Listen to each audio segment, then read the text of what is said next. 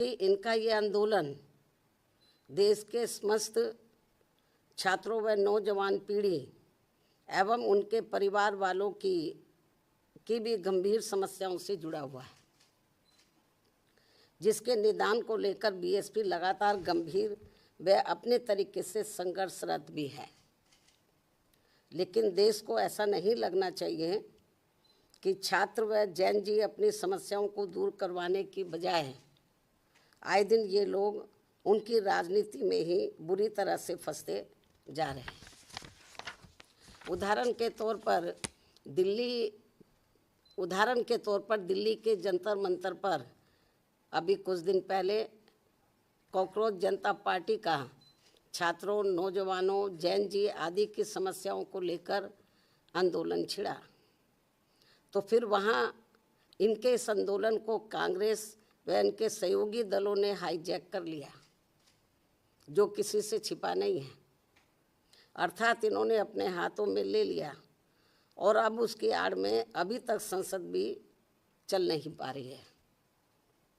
और ये कॉकरोच जनता पार्टी अर्थात सीजेपी का आंदोलन खत्म होते ही फिर झारखंड राज्य में अब राजधानी रांची में भी पिछले काफ़ी दिनों से वहाँ छात्रों व नौजवानों आदि का भी अपनी समस्याओं को लेकर आंदोलन चल रहा है, जिस पर कांग्रेस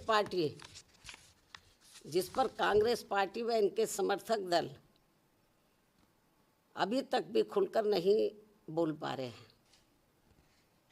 और अब वहाँ पर बीजेपी व उनके समर्थक दल उनकी मदद के लिए आगे आकर आवाज़ उठा रहे हैं। अर्थात ऐसा लगता है कि अब इन्होंने भी इनके आंदोलन को हाईजैक कर लिया है। इस प्रकार से ये सब दिल्ली के जंतर मंतर पर छात्रों व नौजवानों आदि के हुए आंदोलन और अब झारखंड के रांची में भी हो रहे छात्रों व नौजवानों आदि के आंदोलन की आड़ में भी हमें राजनीति ज़्यादा देखने के लिए मिल रही है। अर्थात इनकी समस्याओं को हल कराने के लिए गंभीरता नहीं है, हमें गंभीरता नज़र नहीं आ रही है, बल्कि चुनावी स्वार्थ की संकीर्ण राजनीति ही ज़्यादा हावी देखने के लिए मिल रही है।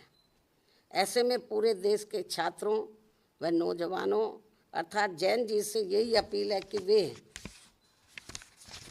कि वे अपनी समस्याओं को दूर करने के लिए सत्ता व विपक्ष के इस समय चल रहे षड्यंत्र से बिल्कुल दूर रहें और ये लोग अपनी समस्याओं से निपटने के लिए इनका सावधानी पूर्वक इस्तेमाल करें,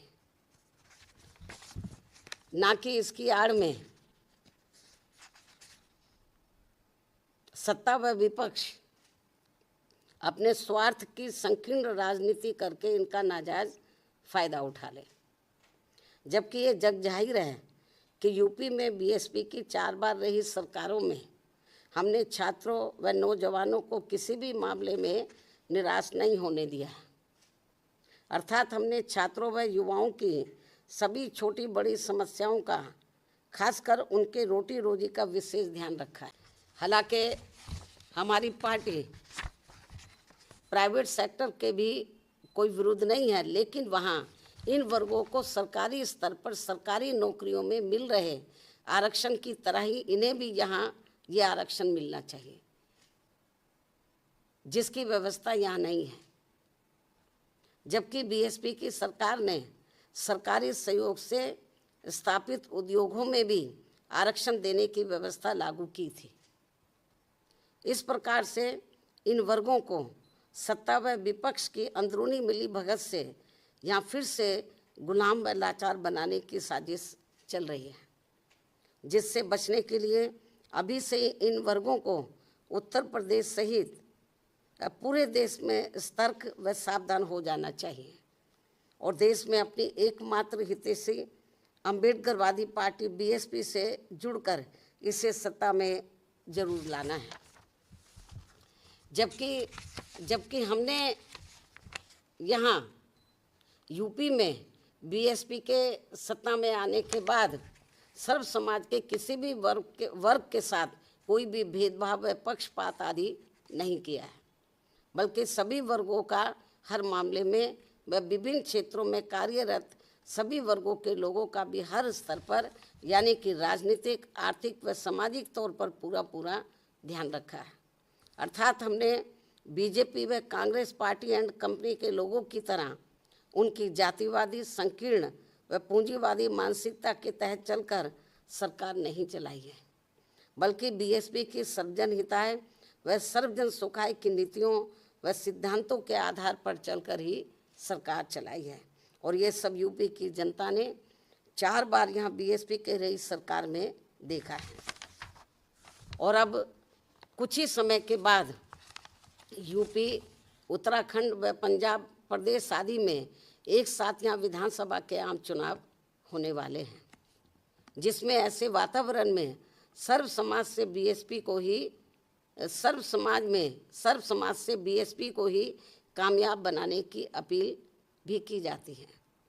यही देश व जनहित में समय की मांग है, जिससे सर्व समाज के लोग अर्थात छात्र, नौजवान, दलित, आदिवासी, पिछड़े, मुस्लिम व अन्य धार्मिक अल्पसंख्यक समाज के लोग तथा किसान, मजदूर, व्यापारी, कर्मचारी व अन्य मेहनतकश लोग भी अपनी खुशहाल जिंदगी बसर कर सके। अतः हर मामले में अब बीएसपी को ही मजबूत बनाना बहुत ज़रूरी है। इस उम्मीद के साथ ही अब मैं अपनी बात यहीं समाप्त करती हूँ। धन्यवाद। जय भीम व जय भारत।